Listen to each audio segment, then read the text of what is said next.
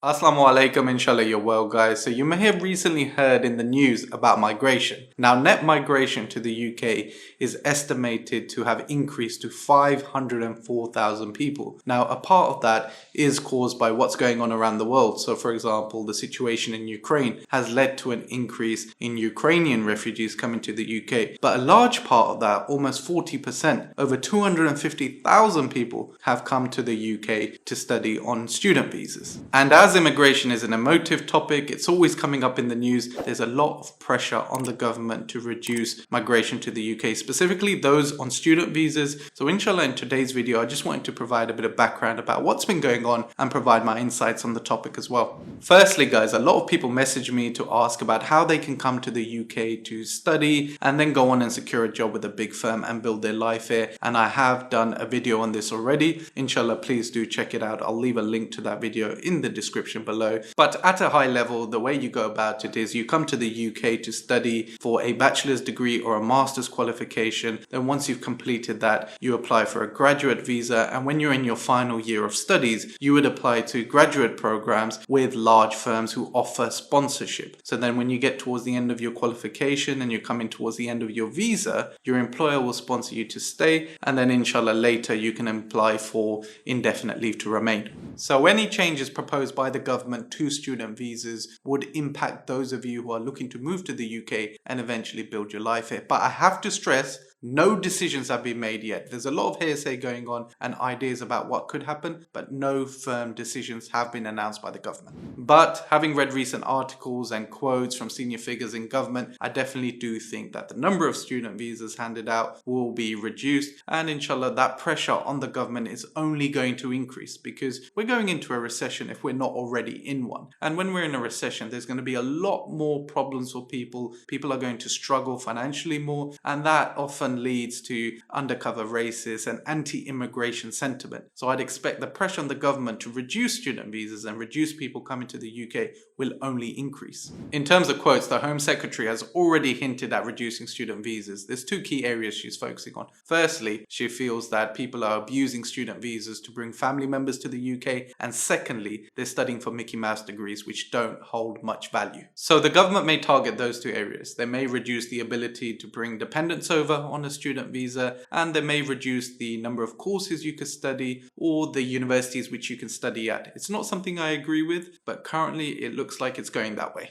The bit about bringing family over is that if you study for a postgraduate course, so not a bachelor's degree, this is a master's or a PhD, you can bring your dependents over on your student visa. So that could be your husband or your wife and any children that you may have. Now, for many people coming over, this makes sense because the dependent is free to work in the UK. So they don't have the same restrictions as the person on the student visa. If you're on a student visa, you can only work a maximum of 20 hours per week during term time, but that restriction doesn't apply to your dependent. So your wife or your husband could work full-time and earn a wage to support your living in the UK. That's why I wouldn't agree with any plans to remove the ability to bring your dependent over to the UK because they're having a positive impact on society. They're earning a wage, they're contributing to the economy. If they weren't working full-time, I get it. If they're just going to come here, sit and try and enjoy life, I get you don't want those people coming over to the UK. But if you're working full-time, you're supporting your partner in studying a degree and helping with the cost of living, I don't see a problem with that.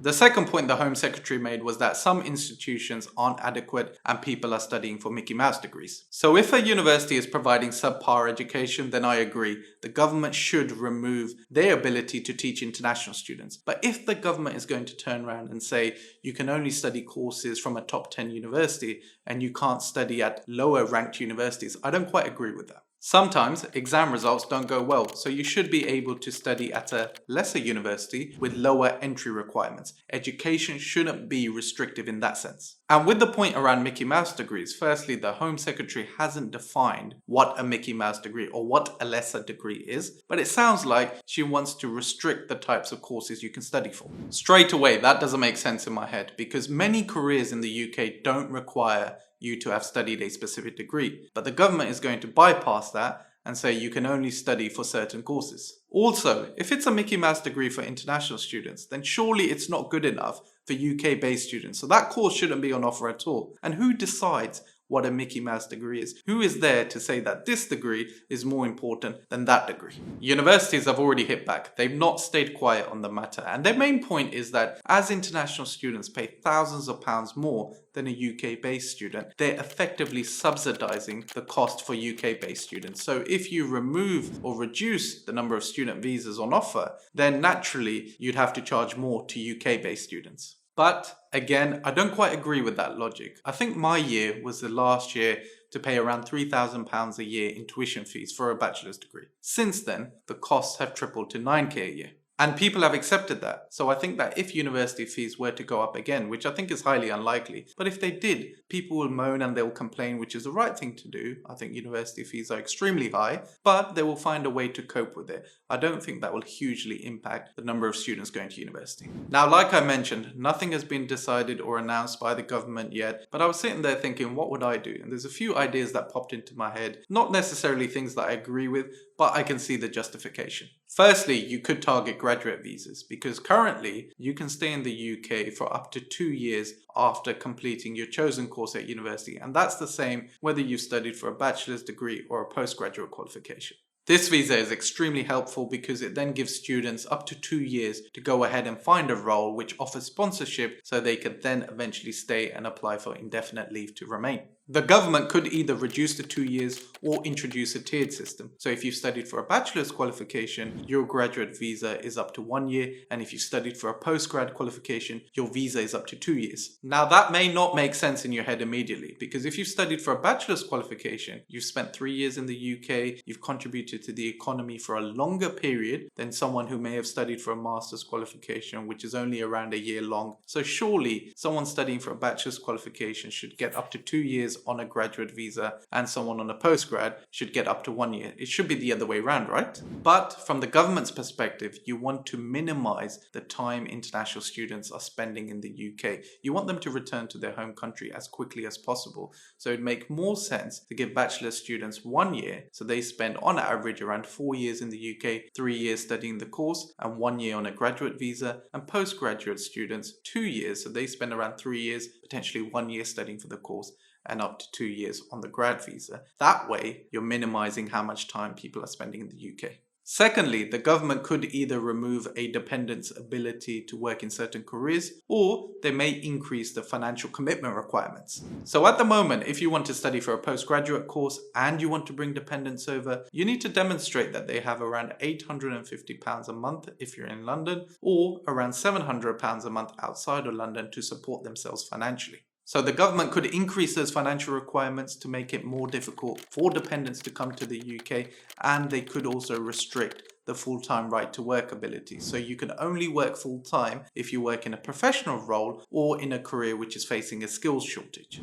That can be seen as an incentive to bring in more carers, nurses, etc. to the UK. And say if a dependent did want to work but not in a professional role or in a career which is facing a skills shortage, you could reduce their ability to work full-time and reduce it to part-time, say to 20 hours per week. The government may stop dependents from coming over completely, so no partners or no children at all, or they may restrict certain dependents. So you can bring your partner over, but you can't bring any children under the age of 16, let's just say, because children don't really contribute financially to the economy. I wouldn't put it past the government to try it, but I can see some challenges with that approach, especially legal challenges. So I can imagine the government being challenged in court that by flippantly preventing dependents from coming over, it's something they already provide, so it's a negative change, could have an adverse impact on a postgrad student quality of life. And you could also limit institutions, so only certain universities can take on international students. But I think that if universities push hard enough, that can be avoided. That's because I don't think we can have a tiered fee structure. Tuition fees have to be consistent across all universities. Imagine if a university can't take on international students and they try and pass the cost onto UK-based students. Well, those students will just avoid that university. They'll go and apply elsewhere where that's not the case. So the university will take a double hit. They're going to miss out on international students, and then they'll miss out on UK-based students if they try and pass the cost on to them.